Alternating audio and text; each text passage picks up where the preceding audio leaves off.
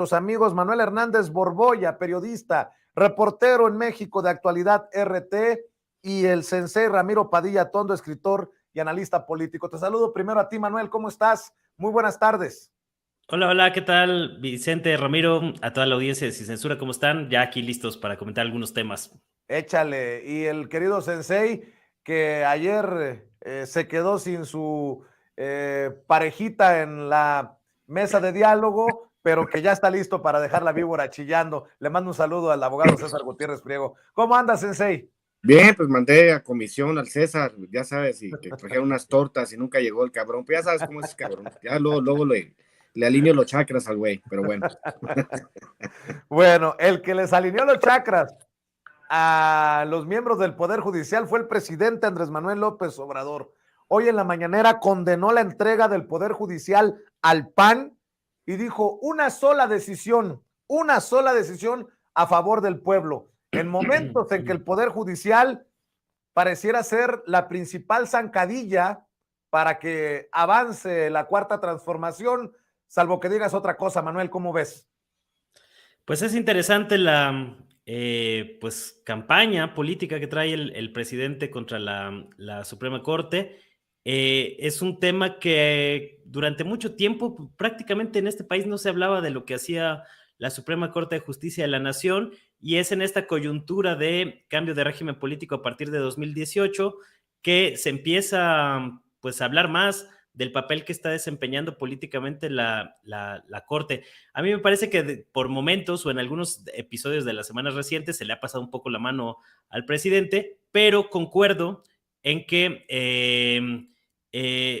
pues era un tema del que no se hablaba, y me parece muy bien que se esté poniendo sobre la mesa un cambio de fondo en la estructura del Poder Judicial, como parte de lo que está en juego rumbo a las elecciones del 2024. Es decir, el presidente ya ha sido muy claro en que va a impulsar esta iniciativa de voto popular para elegir a los ministros de la Corte, y me parece que es algo que, un paso que si bien algunos ven con ciertas reservas, a mí me parece un paso necesario para pues dotar de frescura al Poder Judicial, y sobre todo para tratar de corregir algunas de las situaciones de corrupción, de manejos turbios, de captura política que existe actualmente en el Poder Judicial, y que pues es insostenible que se mantenga así, ¿no?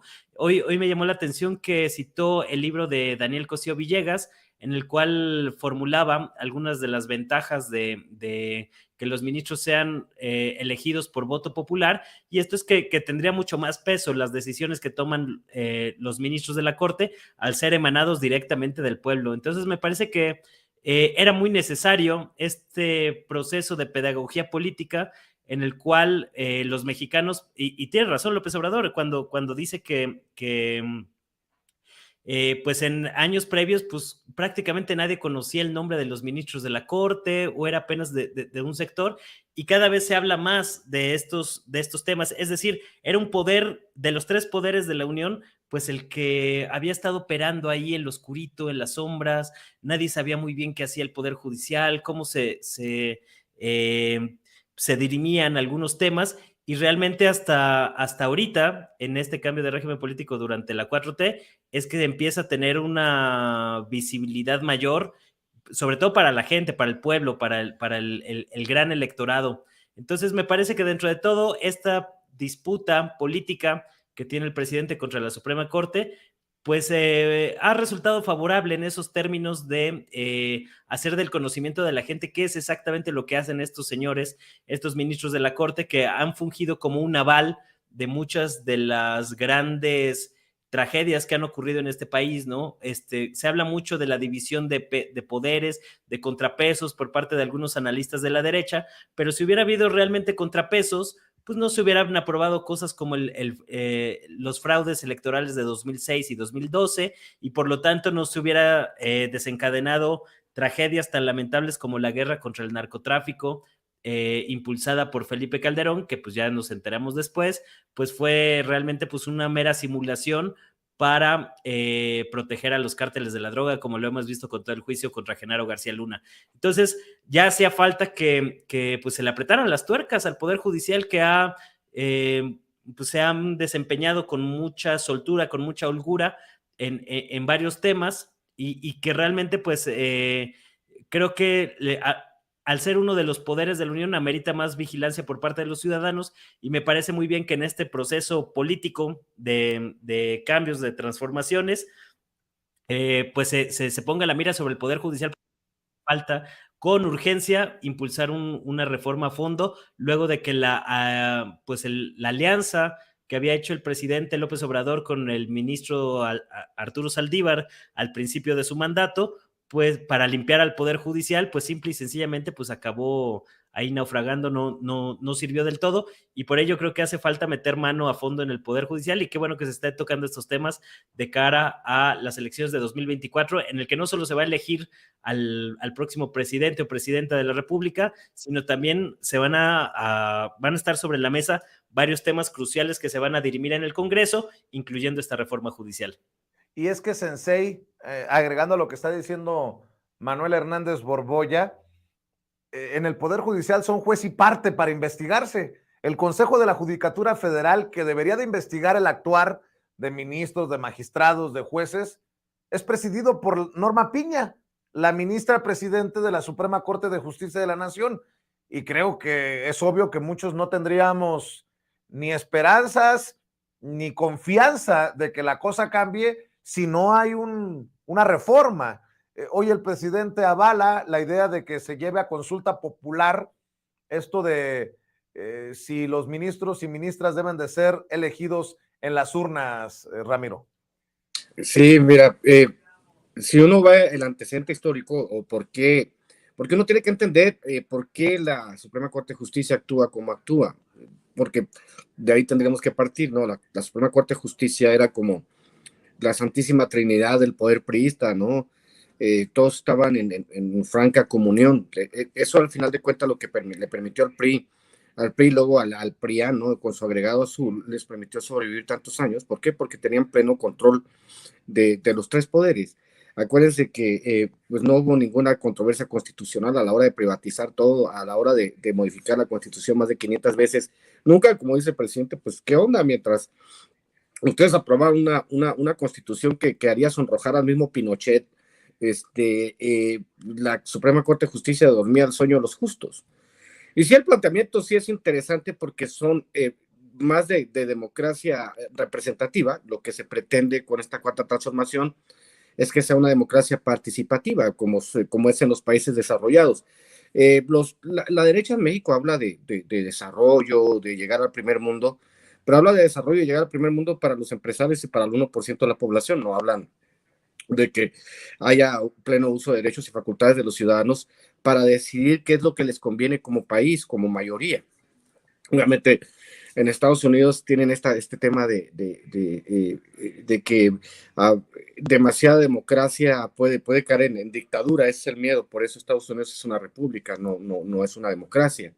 Y ahí están, ahí están las consecuencias, ¿no? En Estados Unidos de que cada día tengan más impresentables. En el caso de México, que somos una democracia en desarrollo, que no hemos llegado a la plenitud de la democracia, que es a lo que vamos. Este es un periodo de transición, desde López Obrador es un periodo de transición. Y se van a consolidar en los próximos 2 sexenios las decisiones que tome la mayoría, y ya con un pueblo altamente politizado, pues obviamente será mejor que nosotros, como bien lo plantea Manuel, empecemos, ¿no? a decidir quiénes queremos que nos representen también en el Poder Judicial, porque como dicen, esos mecanismos de no tener la posibilidad de elegir a los ministros de la Suprema Corte, a mí me parece que también cae dentro de las cuotas partidistas, como sucedió en el caso del INE, como sucede ahora mismo en el Instituto Electoral del Estado de México, donde nadie elige a los funcionarios electorales, son cuotas partidistas. Por eso es difícil ganarle al PRI por la buena, aunque ahora hay una ventaja de la maestra Delfina de más de 20 puntos. Pero en el caso del Poder Judicial, sí tendríamos que entender que parte de ir desarrollando la democracia y parte de irnos convirtiendo en ciudadanos plenos con derechos y obligaciones es básicamente que nosotros podamos decidir el futuro también del Poder Judicial, y que no sea un hoyo negro en nuestra democracia y que ellos legislen a como les pega la gana, ¿no? De acuerdo a los criterios que les impulsaron los amos, ¿no? Así es. ¿Cómo ven el caso de Ecuador? La cosa está color de hormiga en algunas partes de nuestra América Latina, mi querido Manuel Hernández Borboya, y mientras desde Guatemala le tiran dardos envenenados al presidente Andrés Manuel López Obrador, desde Perú hasta Keiko Fujimori regresó al plano público, a los medios de comunicación para buscar enfrentarse al presidente Andrés Manuel López Obrador, pues hay otros lugares en donde la cosa está que arde. Por ejemplo, lo que ocurre en Ecuador, Guillermo Lasso toma actitudes que en otros lugares se habrían considerado un golpe de Estado o algo cercano a un golpe de Estado. Guillermo Lasso, el que en su momento fue reconocido por Enrique Krause como un demócrata, tomando decisiones que muchos consideraríamos autoritarias. ¿Cómo ves la situación, Manuel? Sí, pues cuando es un banquero como Guillermo Lasso, esto no se califica de golpe de Estado, pero cuando es un profesor rural, como ocurrió con Pedro Castillo en Perú, ahí sí se le van encima toda la prensa globalista y toda la gente que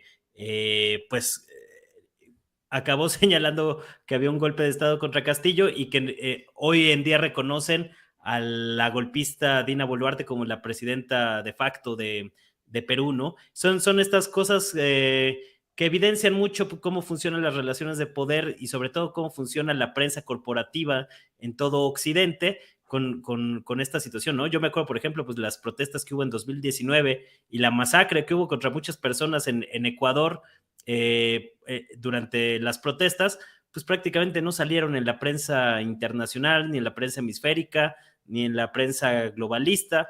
Entonces, pues no es de extrañarse la manera en que ahora están ahí cobijando y apapachando a Guillermo Lasso, que viene enfrentando pues estas acusaciones de juicio político desde hace ya varios meses por un caso de corrupción y que ya que le estaba llegando el agua al cuello, pues decidió disolver el Congreso en una medida legal que lo permite la Constitución de 2008 y que eso al mismo tiempo va a provocar que se tengan que realizar elecciones dentro de los próximos 6 meses, incluido dejar que el mismo Lasso deje la presidencia. Entonces todavía falta ver cómo se va a dirimir ese asunto, pero desde luego que llama la atención la cobertura y la manera en que se cubren estos casos, siempre a favor de las oligarquías en América Latina, y que por eso vemos que gente como Enrique Krause, que era un aplaudidor de este tipo de personajes, pues ahora no salga a decir que es una dictadura. Ya me imagino qué hubiera pasado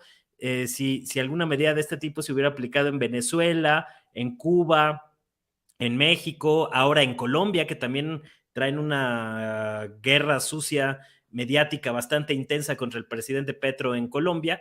Entonces, pues me parece peculiar, ¿no? Aquí en México, imagínate cómo estarán las cosas que hasta le dan voz a la hija de un dictador y genocida como fue Ríos Montt de Guatemala, con tal de tratar de denostar y de golpear políticamente a López Obrador. Es bastante emblemático cómo la política exterior de la 4T y de López Obrador en este sexenio, pues ha evidenciado mucho de cómo está la correlación de fuerzas en toda América Latina y cómo siempre pues las oligarquías latinoamericanas suelen estar asociadas o vinculadas a los intereses hegemónicos de Estados Unidos en todos lados, ¿no? O sea, la misma historia que ocurre aquí en México de una derrotada oligarquía ahí tratando de regresar al poder a través del control de los medios, de generar campañas sucias de desinformación, de mentiras, de exageraciones, de pataleos, pues lo mismo está ocurriendo en toda América Latina. Aquí lo que llama la atención es que con medidas que pudieran ser calificadas como autoritarias a la hora de disolver el Congreso, pues en el caso de Ecuador, pues yo no he visto hasta ahorita que el Twitter, los grandes medios corporativos hablen de un golpe de Estado, como si se hizo inmediatamente con Pedro Castillo, ¿no? Aun cuando los congresos que hay en Ecuador y en Perú, pues son bastante diferentes, porque sabemos que en Perú y lo saben los peruanos, ahí están las encuestas para quien las quiera consultar, pues el gran problema de la política peruana, pues es la manera en que un pequeño grupo de partidos políticos y de sus líderes se han adueñado del Congreso y a partir de ahí han hecho y deshecho lo que han querido con el país, ¿no? Entonces, este tipo de diferentes tratos que vemos con acontecimientos más o menos similares, evidencia mucho de qué pie cogea la iguana, como quien dice. Así es, y bueno, mi querido Sensei, otra estrellita para el presidente Andrés Manuel López Obrador. Imagínate, la hija de un dictador como Ríos Montt se le va a la yugular. La hija de otro dictador lo critica, la señora Fujimori. Y el presidente, conociéndolo así como es de provocador profesional, que sigan cayendo las estrellitas, pues creo que queda claro de qué lado está cada uno, ¿no? Los sucesores de los dictadores o las sucesoras en este caso, y un presidente Andrés Manuel López Obrador que le sigue apostando a que se respete la voluntad popular, como parecería que no se está respetando en Ecuador. Y espérate a que el presidente le entre al tema de Ecuador, mi querido Ramiro. Pues, ¿qué te puedo decir? Keiko Fujimori es la Mariana Gómez del Campo de Perú, ¿no? Nadie votó por ella, pero piensa que su opinión es muy valiosa. El problema con mucha gente de la derecha, sobre todo todos estos parásitos plurinominales, los de sobra conocidos en México, no tenemos